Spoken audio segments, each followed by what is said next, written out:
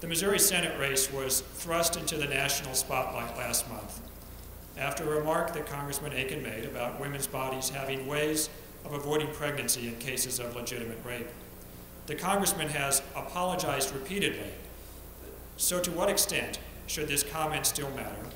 And in what context do you think voters should consider it on Election Day? Well, I've answered this question repeatedly, and I don't believe that this election overall is about talk, but it's really about two visions of what America is. Are we going to go down the path of Greece that constantly has a bigger government, always taxing more and basically destroying their economy?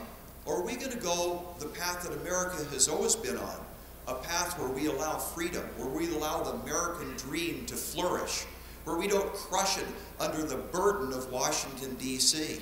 And that's the choice of two different Americas. Now, it seems to me that what a senator should be doing is taking the common sense that you and I know that's here in Missouri and taking that to Washington, D.C., instead of dragging all of this stuff from Washington, D.C. and dumping it onto the state of Missouri and killing jobs, destroying our economy, and crushing the American dream. That's what this election is really about. It's not about words. It's about two different voting records that are the exact opposite. Claire can say that she's a 50%er, but when you vote with 98% of the time with Obama and then tell us that you're a regular middle-of-the-roader, that takes a lot of guts. I got to give her credit for that. Corey McCaskill, to what extent should the comment still matter, and in what context do you think voters should consider it on Election Day? You know, I think Congressman Aiken's comments opened the window to his views for Missourians. He has apologized for those comments, but they say a lot about how he views things, and that's where Missourians need to pay attention. I believe a rape victim should be allowed to have emergency contraception in order to avoid pregnancy. Todd Aiken does not. I believe his view is extreme and out of the mainstream for most Missourians. But there's other extreme views. He wants to abolish the minimum wage, the floor for the middle class in this great country. He wants to do away with student loans. Think what would happen to Columbia, Missouri if the only kids who could get college loans were the rich kids. The only kids who could go to college were the rich kids, or the talented athletes, or the superstar academics. He wants to privatize Medicare, privatize Social Security. He wants to do away with the student lunch program. He is one of a handful. I think there were 4 or 5 members of the United States Congress that voted to eliminate the child nutrition program. I think the vote was something like 416 to 5. I don't think that's the mainstream, compromise, willing to fix problems attitude that we need to send to Washington. All that's going to do is contribute to more gridlock. So it's not what he said that is the problem. It's what he believes that's the problem. Jonathan Dine. Like many of you, I found Aiken's comments insulting and insensitive to the victims of rape, just insinuating that their crime or their victimized was not in some sense legitimate.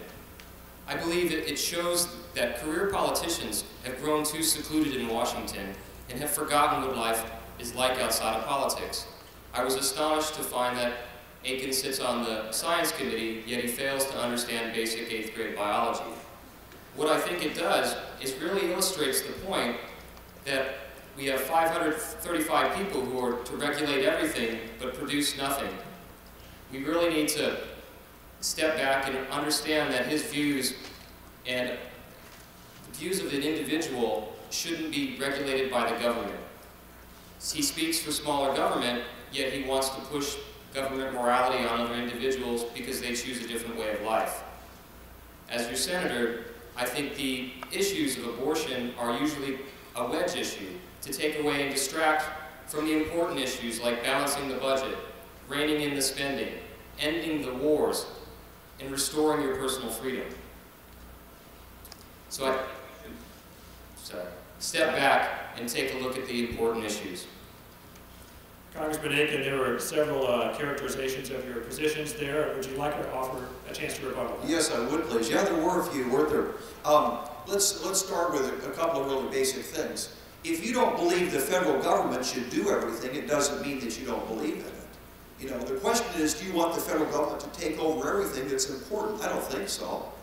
My comments about student loans were, why don't we leave it the way it was a couple of years ago, where private lenders could be involved in student loans? Just because you believe in private lenders doesn't mean you don't believe in student loans. Or school lunches. Is it okay to say maybe that should be done by the state of Missouri? Does it mean you're against school lunches if you don't want the federal government to do it? The mindset here is the federal government has to do everything for us all the time. You want to talk about Medicare? Let's talk about votes. Let's talk about somebody who voted to take $700 billion out of Medicare and then wants to crusade as the big hero of Medicare. I don't understand that.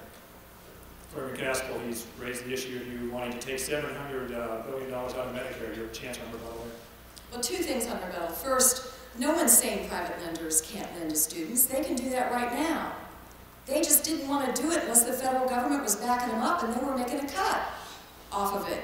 So all we did say was take out the middleman who's taking a cut with no risk. I would think Congressman Aiken would appreciate that. And put that money towards helping more students. No one's keeping banks from loaning to students now. Secondly, on the Medicare cuts, this is the biggest whopper of this campaign season. It is unbelievable to me that Congressman Aiken would vote time and time again for those same $700 billion in Medicare savings. As President Clinton says, it takes a lot of brass to be against something that you're for. He knows that the Ryan budget took that same savings, but you know what they did with the savings? They gave another tax cut to Kim Kardashian. They gave another tax cut to LeBron James. They gave another tax cut to Donald Trump. Instead of doing what we need to do with that money, and that is strengthening the Medicare program. Jonathan Dine, would you like your 45 seconds here? Okay. All right.